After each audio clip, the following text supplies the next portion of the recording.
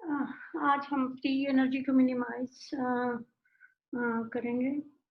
Free energy को minimise करना इसलिए हमारे लिए हेल्पफुल है क्योंकि जब सिस्टम की फ्री एनर्जी मिनिमम होती है तो सिस्टम इक्विलिब्रियम में होता है और आपको पता है हम सब मेजरमेंट इक्विलिब्रियम में ही करते हैं। अब मिनिमाइज करने का तरीका क्या है कि आप फ्री एनर्जी के लिए कोई एक्सप्रेशन हासिल कर लें और फिर किसी सर्टेन वेरिएबल के लिहाज से उसके मिनिमम ऑब्टेन कर लें। जब ये हम मिनिमम ऑब्टेन करेंगे तो ये जो एक्सप्रेशन नया एक्सप्रेशन हासिल होगा वो एक्चुअली इक्वेशन ऑफ स्टेट होगा। ये वाली टेक्निक जो है बहुत सारे प्रॉब्लम सॉल्व करने में मदद देती है और एक्चुअली इससे मैनी डिफरेंट भी और डिफिकल्ट टाइप के जो है ना प्रॉब्लम सॉल्व किए जा सकते हैं। अब हम हेल्महोल्ट्ज़ फ्री एनर्जी को मिनिमाइज करेंगे। हेल्महोल्ट्ज़ फ्री एनर्जी आपको पता है एफ से डिनोट करते हैं, तो वो मैं एफ यूज करूंगी। हम ये सपोज करेंगे कि हमारा सिस्टम जो है ना वो कांस्टेंट वॉल्यूम वाला है और जब हमने उस सिस्टम को थोड़ा सा डिस्प्लेस किया उसकी थर्मल इक्विलिब्रियम से, तो सिस्टम इस तरह इवॉल्व होता है कि उसकी फ्री एनर्जी जो सी है वो मिनिमम हो जाए। अब इसका प्रूव करते हैं कि हम चाहते हैं कि हमारा एफ जो है वो मिनिमम हो और हमारा सिस्टम कांस्टेंट वॉल्यूम रखता है, यानी उसका वॉल्यूम चेंज नहीं हो रहा और वो थर्मल इक्विलिब्रियम में है, यानी वो किसी हीट पाथ के साथ इन कांटेक्ट है। अगेन जैसे हम पहले करते रहे हैं कि हम अपने सिस्टम को सिस्टम ए कहेंगे और बाकी रेस्ट ऑफ द सिस्टम जो होंगे, अगर हम एग्जाम्पल की बात कर रहे हैं तो रेस्ट ऑफ द सिस्टम को हम आर से डिनोट करेंगे, उसको हम हीट बाथ या हीट रिजर्वायर कह सकते हैं और उसकी वजह से हमारे सिस्टम का टेम्परेचर टी होगा। आपको पता है फर्स्ट लॉ ऑफ थर्मोडायनेमिक्स कहता है D U equal to T D S minus P D V. अब ये रिजर्वायर के लिए मैं कर रही हूँ क्योंकि वॉल्यूम फिक्स्ड है, तो ये पी डी वी वाली टर्म जीरो हो जाएगी, तो डी यू जो है वो टी डी एस के इक्वल है। ऐसा हमारा के बी लॉग डब्ल्यू, इसका differential D S K B differential of log W हो जाएगा।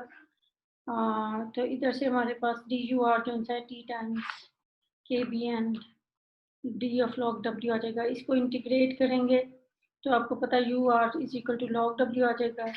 के बी से डिवाइड भी कर दिया इस तरफ, तो E raise to power U R over K B is equal to W R आ जाएगा। अब बिल्कुल इसी तरह की सिचुएशन अगर हमने सिस्टम ए के लिए की तो सिस्टम ए के लिए भी हमारा जो है ना U of A is equal to K B T log W A आएगा, क्योंकि सिस्टम ए का भी टेम्परेचर टी है और उसका भी वॉल्यूम फिक्स्ड है, यानी कि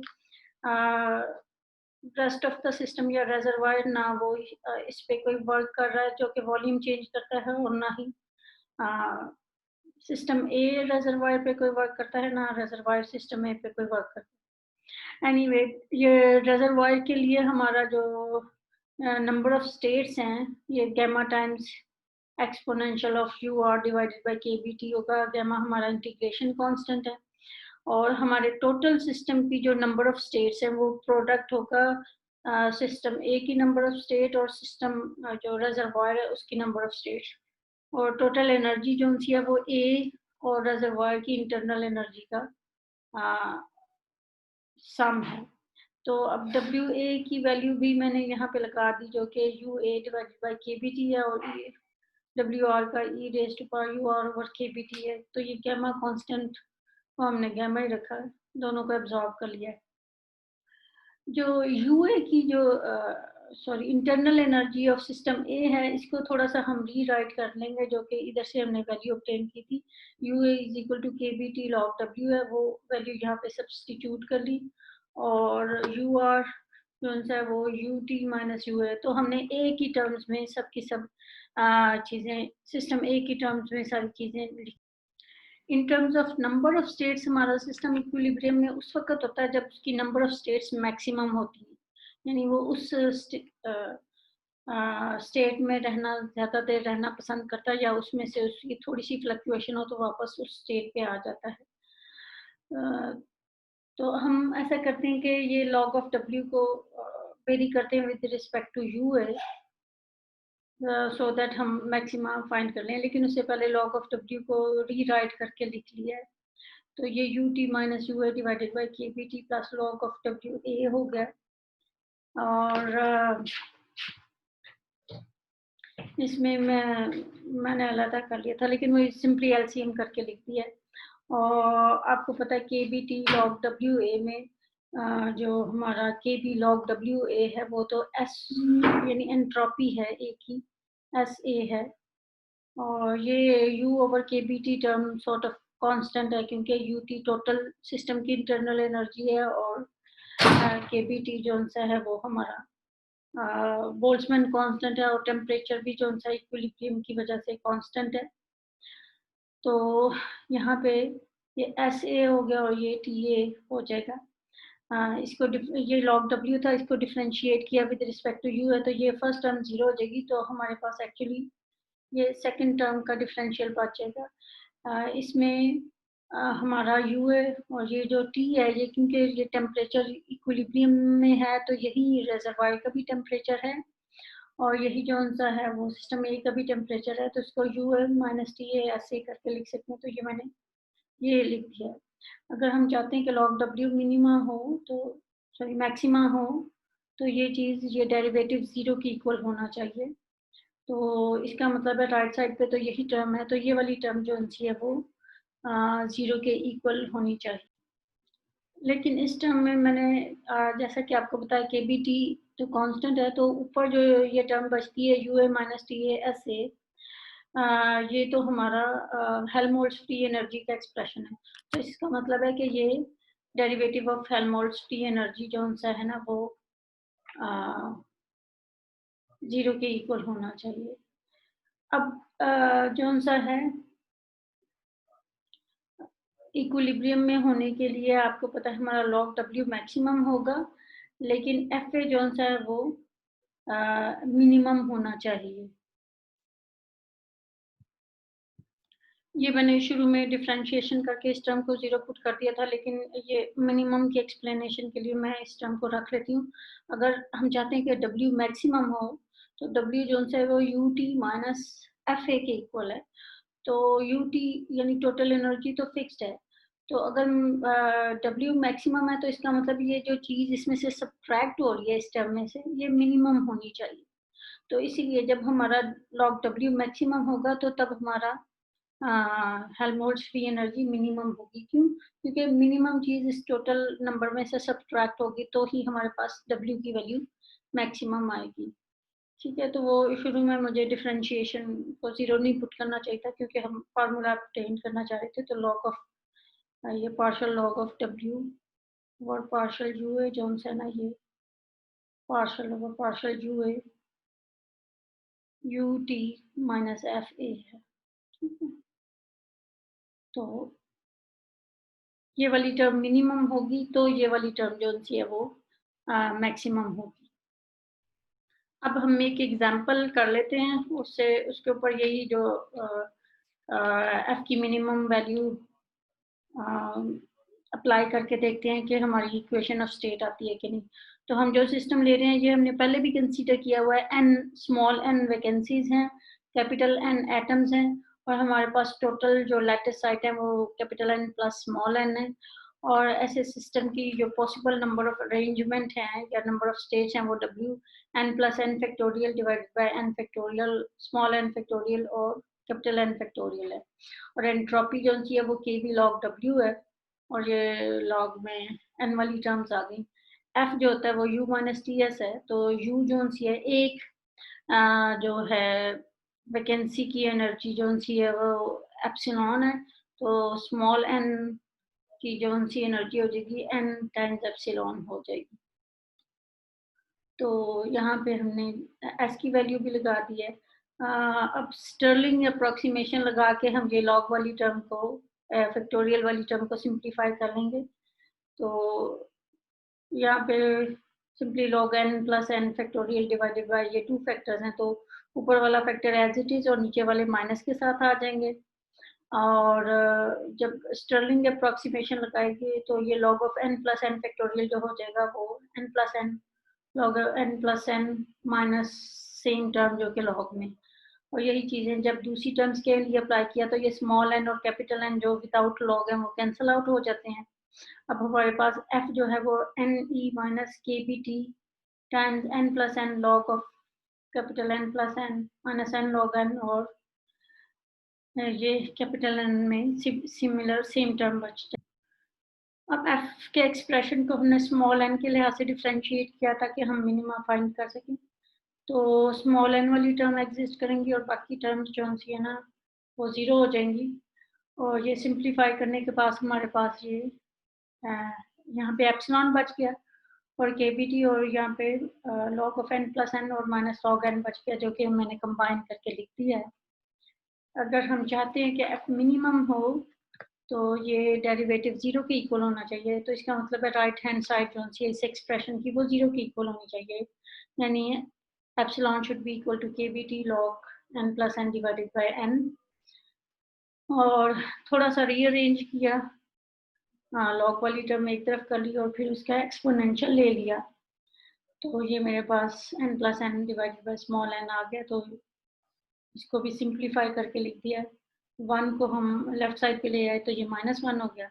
अब इन्वर्ट कर लेंगे हम इस टर्म को ताकि ये स्मॉल एन ऊपर आ जाएगा और कैपिटल एन नीचे, तो राइट साइड भी इन्वर्ट हो गया, तो हमारे पास small N in terms of capital N and energy and temperature उसका एक्सप्रेशन आ गया, और यही हमारी इक्वेशन ऑफ स्टेट है। यही इक्वेशन ऑफ स्टेट हमने आई थिंक चैप्टर 4 में भी ऑब्टेन की थी, लेकिन वो डिफरेंट टेक्निक से हासिल की थी।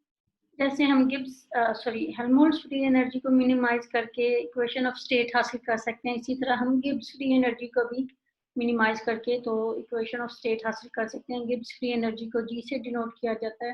अगेन हमारा सिस्टम जो है वो थर्मल इक्विलिब्रियम में होगा, लेकिन अब in the case of Gibbs free energy हमारे सिस्टम का प्रेशर कांस्टेंट है, ठीक है। हम वॉल्यूम जो है ना वो चेंज हो सकता है, टेम्परेचर उसका अगेन रेजरवॉयर के साथ वो इन कांटेक्ट है, तो वो टेम्परेचर उसका इक्विलिब्रियम में है। और जो इंटरनल एनर्जी हमारे सिस्टम की होती है D U is equal to T D S minus P D V होती है। अगर मैं डी यू को लिखूं as partial derivative of S and partial derivative of P, तो मेरे पास रिजल्ट आता है कि मेरा जो माइनस पी है वो partial U over partial P आता है, लेकिन ये सिस्टम के लिए होगा। अगर मैं रेजरवायर का प्रेशर चेक करूं तो वो प्लस टर्म के साथ आएगा। रेजरवायर का जो प्रेशर है वो P is equal to plus partial U over partial B होगा एट कांस्टेंट एंट्रोपी। और अगेन हम ये अपनी टर्म यूज करेंगे कि यू जो है वो TDS होता है, तो यहाँ पे ये partial S over partial B हो जाएगा। तो प्रेशर जो सा है एस जो है वो के बी लॉग डब्ल्यू है, तो डी एस जो सा हो जाएगा वो K B times differential of log W हो जाएगा। तो प्रेशर रेजरवॉयर का हमारे पास K B T partial log W और पार्शियल बी आर हो जाएगा। इसको हम हाँ वी वाली टर्म एक तरफ कर लेंगे और लॉग डब्ल्यू वाली एक तरफ, ताकि हम इंटीग्रेशन कर सकें। इंटीग्रेशन की तो ये P R V R divided by K B T is equal to क्या हमारा लॉग डब्ल्यू आया, और जो रेजरवॉयर की नंबर ऑफ स्टेट्स हैं इधर से ये E raise to power V R P R over K B T है, और उसके साथ ये जो गैमा हमारा इंटीग्रेशन कांस्टेंट है। अब हमारा टोटल जो वॉल्यूम है वो फिक्स्ड है, ए का वॉल्यूम चेंज हो रहा है और रेजरवॉयर का वॉल्यूम चेंज हो रहा है, लेकिन टोटल वॉल्यूम फिक्स्ड है। बिल्कुल इसी तरह हमारी जो टोटल एनर्जी है वो ए और रेजरवॉयर की एनर्जी का सम है, तो ए की और रेजरवॉयर की एनर्जी चेंज होगी, लेकिन टोटल एनर्जी जो सी है वो फिक्स्ड है। और टोटल नंबर ऑफ स्टेट्स जो सी है डब्ल्यू वो प्रोडक्ट है number of states of A and number of states of R, और ए भी जो सी है वो हमारी डिपेंड कर रही है एनर्जी ऑफ ए पे और वॉल्यूम ऑफ ए पे। तो ये डब्ल्यू ऑफ आर हमने कैलकुलेट किया था, ये minus V A plus V T into P R divided by K B T था। ये वॉल्यूम ऑफ रेजरवायर था, उसको मैंने in terms of volume of system A और टोटल जो सा वॉल्यूम उसकी फॉर्म में लिख दिया। और अगेन हमारा टेम्परेचर क्योंकि हीट पाथ के साथ थर्मल इक्विलिब्रियम में है, तो टी जो है वो टी ए है, और जो हमारे सिस्टम ए की जो सी नंबर ऑफ स्टेट है उसको हम W जो है वो इधर से हासिल कर लेंगे कि S is equal to K B log W है, तो W E raise to power S over K B आ जाएगा, या इसमें T मैं खुद से इंट्रोड्यूस करा दूं तो ये E raise to power T A S A over K B T हो जाएगा। तो ये मैंने सिस्टम ए की जो सी है नंबर ऑफ स्टेट्स यहाँ पे इन terms of temperature and entropy लिखती हैं। अब ये जो एक्सपोनेंशियल में मेरी टर्म आती है अगेन, हाँ, जो रेजरवायर का जो प्रेशर है, प्रेशर जो है ना, अब हम प्रेशर को फिक्स्ड ले रहे हैं, वॉल्यूम हमारा चेंजेबल है। अगेन रेजरवायर और ए सेम टेम्परेचर पे है क्योंकि सिस्टम इक्विलिब्रियम में है। तो यहाँ पे जहाँ जहाँ हमारे पास पी आर था वहाँ पे मैंने पी ए लिख दिया। तो ये एक्सपोनेंशियल में हमारे पास ये जो टर्म आ जाती है T A S A minus V A P A plus V T P R, तो ये जो टर्म है ये U G minus Gibbs free energy हो जाती है हमारे सिस्टम की। तो हमारे नंबर ऑफ स्टेट्स जो टोटल सिस्टम की है वो U A minus Gibbs free energy plus total volume and pressure of reservoir या प्रेशर ऑफ सिस्टम ए कर लें इसको, क्योंकि रेजरवायर और ए का प्रेशर सेम था। और अगर हम चाहते हैं कि हमारी नंबर ऑफ स्टेट्स मैक्सिमम, जबकि हमारा सिस्टम इक्विलिब्रियम में होता है तो नंबर ऑफ स्टेट्स मैक्सिमम होती हैं, तो जो चीज़ ये देखिए इस एक्सपोनेंशियल में सब्ट्रैक्ट हो रही है, ये सिर्फ जीए है, तो इसका मतलब है जीए को मिनिमम होना चाहिए ताकि ये ऊपर टर्म जो सी है हमारी एक्सपोनेंशियल में वो मैक्सिमम आ जाए। तो जीए मिनिमम होगी तो ये एक्सपोनेंशियल वाली टर्म, सॉरी, जीए मिनिमम होगी तो एक्सपोनेंशियल वाली टर्म मैक्सिमम होगी और फिर हमारी नंबर ऑफ स्टेट्स मैक्सिमम होंगी। सो जब हमारी सिस्टम इक्विलिब्रियम में होता है उस वक्त गिब्स फ्री एनर्जी मिनिमम होती है। अगेन हम सिस्टम एक एग्जांपल कंसीडर करते हैं, वही एन वैकेंसीज वाली, लेकिन अब हम ये सपोज करेंगे कि हर वैकेंसी की वजह से वॉल्यूम जो है ना वो स्मॉल वी कंट्रीब्यूट होता है, तो वॉल्यूम चेंज हो रहा है वैकेंसीज क्रिएट होने की वजह से, और वैकेंसी आपको पता है थर्मल एक्साइटेशन की वजह से क्रिएट हो रही है। नंबर ऑफ एटम्स जो हैं टोटल वो कैपिटल एन है, तो total lattice site capital N plus small N है, और जो सिस्टम का टोटल वॉल्यूम है ये इस नंबर ऑफ साइड्स या लेटर साइड प्रोडक्ट हो जाएगी, जो capital N plus small N into ये वी है। वी एक वैकेंसी का वॉल्यूम है और एक एटम का वॉल्यूम भी वही है, और जो एंट्रोपी है वो के बी लॉग डब्ल्यू है। तो लॉग डब्ल्यू जो है वो डब्ल्यू जो है वो N plus N factorial over N factorial capital N factorial है। गिब्स फ्री एनर्जी का जो एक्सप्रेशन है वो एफ प्लस पी वी है या you minus T S plus P V है। तो यू जो सा है आपको पता है वो एन टाइम्स एप्सिलॉन है, यानी कि तमाम वैकेंसीज की energy multiplied by the number of vacancies, और actually U minus T S हमने पहले भी कैलकुलेट किया था, तो ये टर्म वही है सेम, और सिर्फ ये पी वाली टर्म न्यू है, तो पी जो है प्रेशर सिस्टम का वही रहेगा, और टोटल वॉल्यूम जो है वो टोटल साइड्स का volume multiplied by small V है। अगेन स्टर्लिंग अप्रोक्सीमेशन लगा के हम ये log of N plus N factorial और N factorial capital N factorial को सिंप्लीफाई कर लेंगे, और सिंप्लीफाइड टर्म मैंने यहाँ पे सब्सटीट्यूट कर दिया जी की वैल्यू में। अब अगर मैं चाहती हूँ कि मेरा सिस्टम इक्विलिब्रियम है तो मुझे ये डेरिवेटिव जो है ना, derivative of G with respect to N ये जीरो के इक्वल होना चाहिए। ये जब मैंने डेरिवेटिव लिया with respect to small N, तो ये सिर्फ स्मॉल एन वाली टर्म्स बच जाएंगी और कैपिटल एन वाली जीरो हो जाएंगी। तो ये टर्म मेरे पास बचती है, और यहाँ से अगेन जब राइट हैंड साइड को जीरो के इक्वल पुट करें तो epsilon is equal to K B T log of N plus N divided by small N minus P V term हमारे पास बच जाती है। अब इस टर्म को हम रीअरेंज कर लेंगे, रीअरेंज कर लिया ताकि हम स्मॉल एन को एक तरफ लाना चाहते हैं, और लॉग वाली टर्म एक तरफ रहने दी और बाकी सब टर्म एक तरफ कर दी और फिर एक्सपोनेंशियल ले लिया, तो मेरे पास ये एक्सप्रेशन आ गया। और फिर वन को भी दूसरी तरफ ले आए, और तो ये एन ओवर एन रह गया, तो ये इन्वर्ट किया तो small N divided by capital N, ये एक्सप्रेशन आ गया। तो small N in terms of capital N ये है, इसके डिनोमिनेटर में एक एक्सपोनेंशियल फैक्टर है, लेकिन उसमें अब एप्सिलॉन प्लस पी भी आ रहा है। अब आपको याद होगा कि जो हमारी गिब्स फ्री एनर्जी है वो, उसको हम यूँ भी लिख सकते हैं, ये गिब्स फ्री एनर्जी में चेंज है, सॉरी गिब्स फ्री एनर्जी जो थी वो एफ प्लस पी वी थी, या यू जो हमारा था you minus T S plus P V थी। तो डिफ्रेंशिएशन जब की तो ये D you minus T D S minus S D T plus P T V plus V T P है, लेकिन D you minus T D S जो है हमारे सिस्टम के लिए माइनस पी टी वी के इक्वल है, तो ये टर्म्स कैंसिल हो गई, तो ये हमारे पास माइनस एस डी टी और वी डी पी बच गया। इधर से आप अगर देखें कि वॉल्यूम जो है ना, वो वॉल्यूम क्या होगा, partial derivative of G with respect to P होगा। तो मैं ऐसा करती हूँ कि जी का जो है ना, जो जी का एक्सप्रेशन पीछे मैंने हासिल किया था, उसको मैं डिफ्रेंशिएट कर लेती हूँ विद रिस्पेक्ट टू पी। तो इसमें पी वाली टर्म सिर्फ एक थी, ये P V N plus N, बाकी किसी टर्म में पी नहीं है, तो ये बाकी सारी टर्म जीरो हो जाएंगी और सिर्फ पी की जगह पे वन आ जाएगा और बाकी टर्म एज इट इज हमारे पास आ जाएगी। यानी हमारे सिस्टम का टोटल वॉल्यूम जो है वो पार्शियल जी और पार्शियल पी की इक्वल है, और V times N plus small N था, तो स्मॉल एन की वैल्यू हमने ऑब्टेन जो की थी वो यहाँ पे सब्स्टिट्यूट कर दी।